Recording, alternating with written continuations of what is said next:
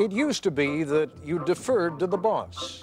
Is it the boss is always going to have the best ideas? Not likely.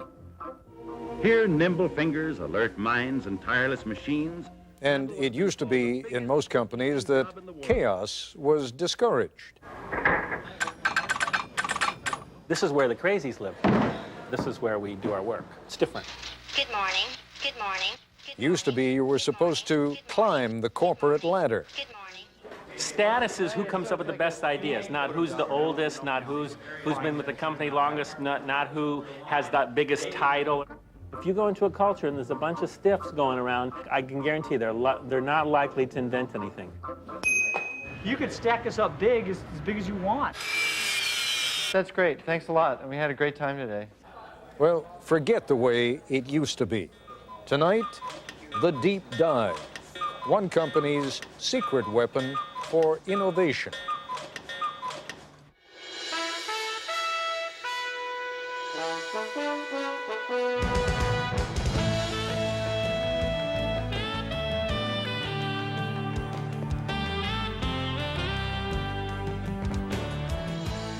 A lot further along in this broadcast, near the end as a matter of fact, you will hear one of the central characters suggest that we look around.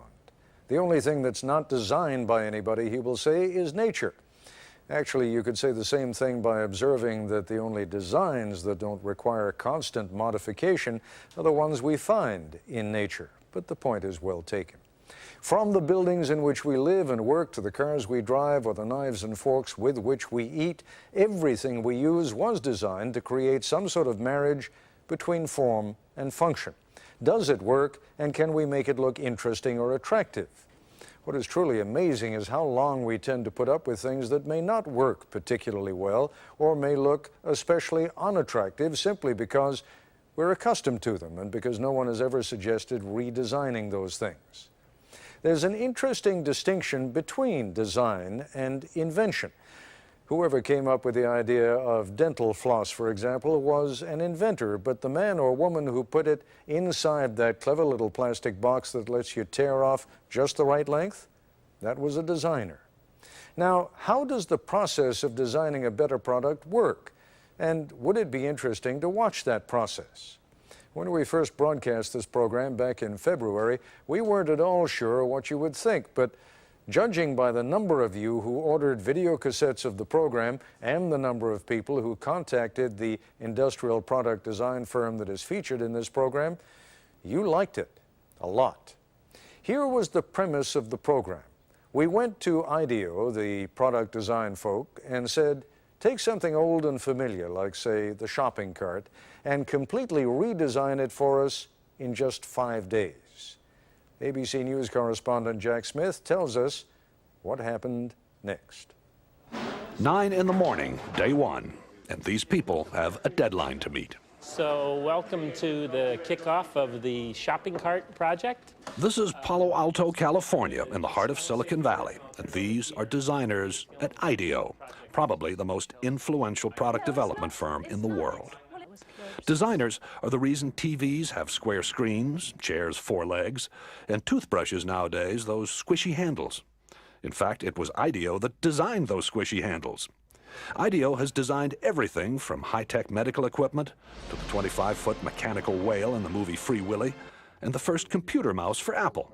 Smith ski goggles, Nike sunglasses, NEC computer screens.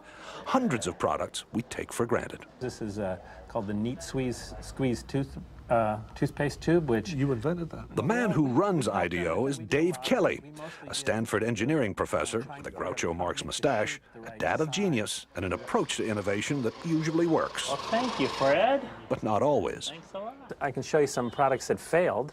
Came up with this idea called monster shoes, where you take these little monsters and lace them into your shoes, like this. And we built a bunch of them, and I didn't want those either. So. Mostly what IDEO designs, though, does work, and it works very well. Dave and his design teams create about 90 new products every year. The point is that we're not actually experts at any given area. You know, we're kind of experts on the process of how you design stuff. So we don't care if you give us a toothbrush, a toothpaste tube, a tractor, a space shuttle, you know, a chair, it's all the same to us. We like want to figure out how to innovate by using our process, applying it. And so for the next 5 days, the team will apply that process to bringing the supermarket shopping cart into the 21st century. I think first we should maybe all acknowledge that it's kind of insane to do an entire project in a week. Project leader is Peter Skillman, a 35-year-old Stanford engineer. Project leader because he's good with groups, not because of seniority. He's only been at IDEO for 6 years. The rest of the team is eclectic, but that's typical here. Whitney Mortimer, Harvard MBA. Peter Coughlin, linguist. Tom Kelly, Dave's brother, marketing expert. Jane Fulton-Suri, psychologist.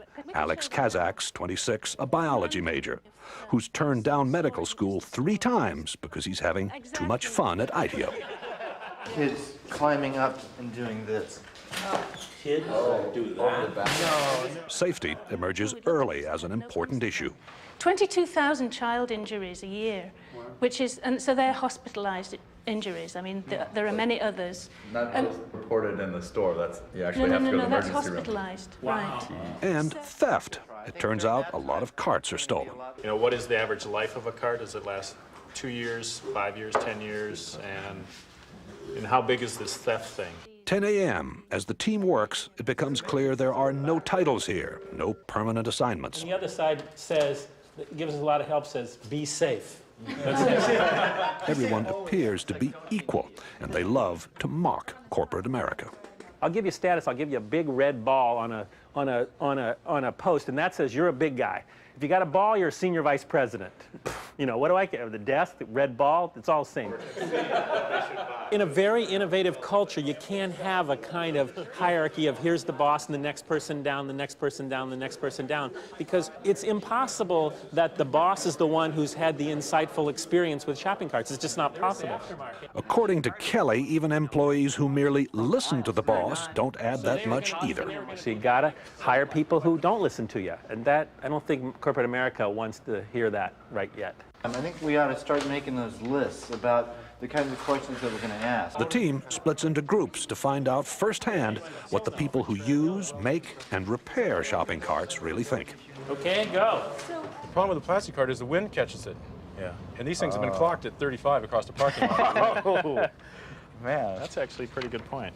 The trick is to find these real experts, and so that you can learn much more quickly than you could by just kind of doing it the normal way and trying to learn about it yourself. From everything I read, these things aren't that safe either, you know? So probably the seat itself is going to have to be redesigned. What you're seeing here is the kind of social science, like anthropologists, you know, like you go and study tribes. What is it that they do that we can learn from that will help us design a better cart? One of the interesting things for me is looking at how people really don't like to let go of the cart, except for the professional shopper, whose strategy is to leave the cart at various places. In corporate America, many bosses like measure whether their people are, the good people or the people who are performing, are the ones that they see at their desk all the time. That couldn't be further from the truth. The people who are really getting the information are out here talking to the buzzes of the world, going to meet other experts, much more useful than sitting at your desk. 3:30 in the afternoon, and the group is back at IDEO. There is no let-up. Each team is going to demonstrate and communicate and share everything that they've learned today. People went off into the 4 corners of the earth and are coming back with the golden keys to innovation. A shopping cart has been clocked at 35 miles an hour traveling through a parking lot in the wind. We were in the store, 2 hours, and it was truly frightening just to see the kind of stuff going on. You ought to designate some people to make damn sure that the store owner's point of view is represented. After 9 straight hours, the team is tired. They call it a day. So, everybody cool? Well, that's great. Thanks a lot. We had a great time today. Yeah.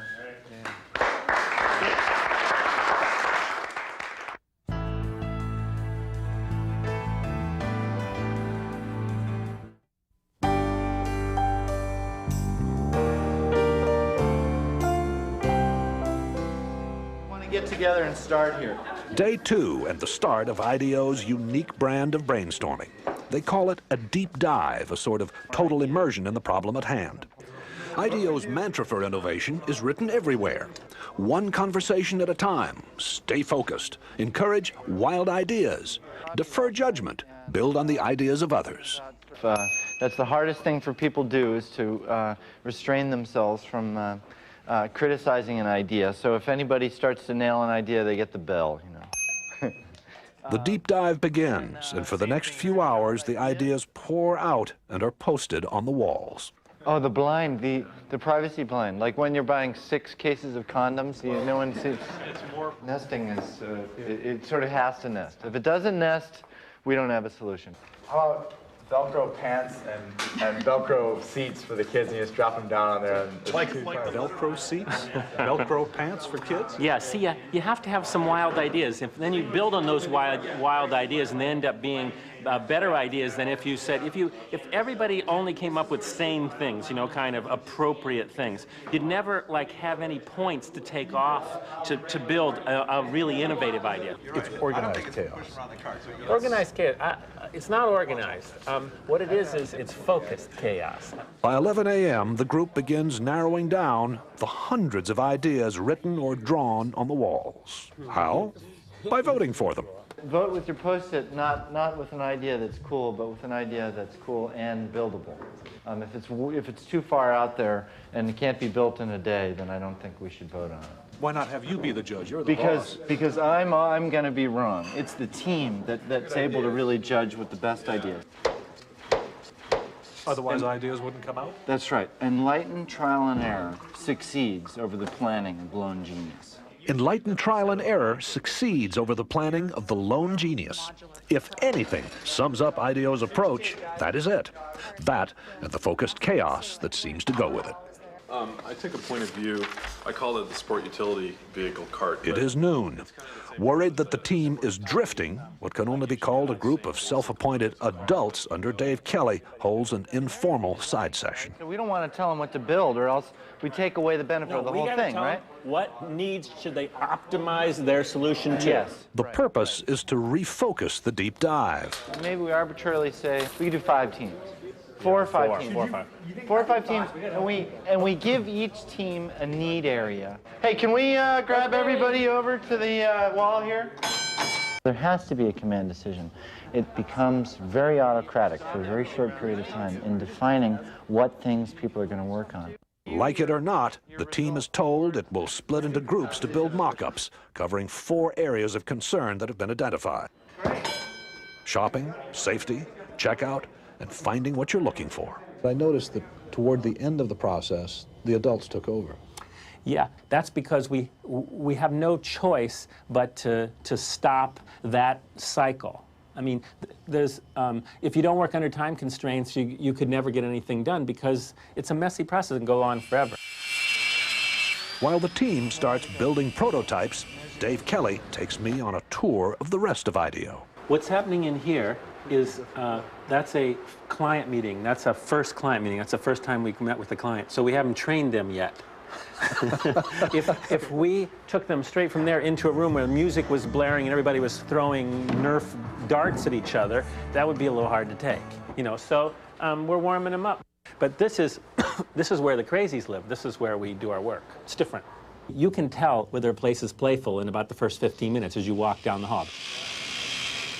Being playful is of huge importance for being innovative. I mean, if you go into a culture and there's a bunch of stiffs going around, they're not, I can guarantee they're not likely to invent anything. Invent anything like this futuristic-looking instrument for kids. So no matter what you do with that thing, you always sound great. You always sound good. You have to make it so that this can happen. Whoa, it didn't break. No, it didn't break. There's a whole department at IDEO devoted to toys. Turns out to be one of its most profitable areas. Fun, too. So it got these little wings, and no matter what you do, if I get in trouble here, it's always a spiral. At IDEO, they found that fresh ideas come faster in a fun place. Not only is the furniture on wheels to suit the needs of the moment, but people are encouraged actually to build their own work areas. And they were designing this space and they said to me, you know, we'd like to have, you know, $4,000 extra in our budget for a DC-3 wing.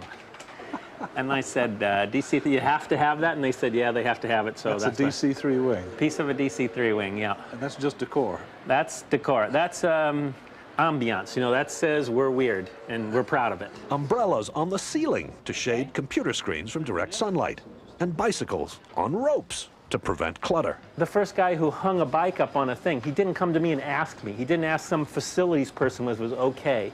He tried it. And then, like, he waited and see if anybody complained. If nobody complained, another guy hung a bike up. And pretty soon, everybody's got their bikes up and nobody's complained, right? So it's that whole thing of trying stuff and ask forgiveness, you know, instead of asking permission, is the way people come up with new ideas. IDEO has such a reputation for innovation that client companies are increasingly asking Dave not just for new products, but also to remake their corporate cultures. You may be looking at the workplace of the future here.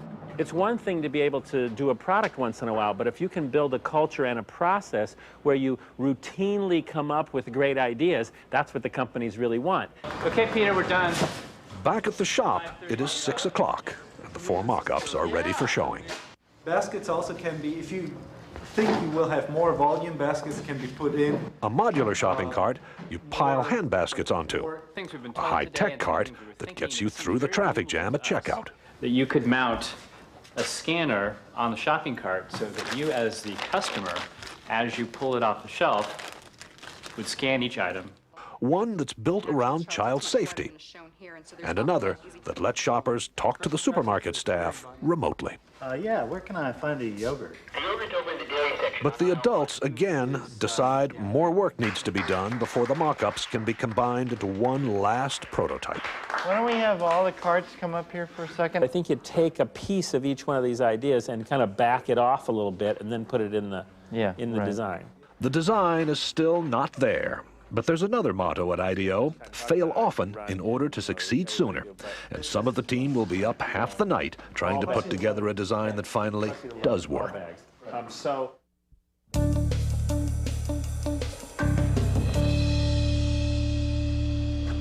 It is day 5, and Dave Kelly has no idea what the final cart looks like. Only the team does. If they kind of got their heads down, they don't look at me, I'm nervous. You know, if they say, wait till you see it, then I know we're in good shape. So I'm getting wait until you see it. I think that'll be good. There it is! There it is! So we took the best elements out of each prototype, designed this entire cart in a day, and then this cart was fabricated in a day with an amazing team of people in our machine shop pulling this off, working in shifts throughout the night. Wow, I'm impressed. So are we. The cart, which is designed to cost about the same as today's carts, is different in every other way. Hand baskets that stack in a metal frame, and major improvements for all. You just lift the handle up, you drop put the children in, and then you can close the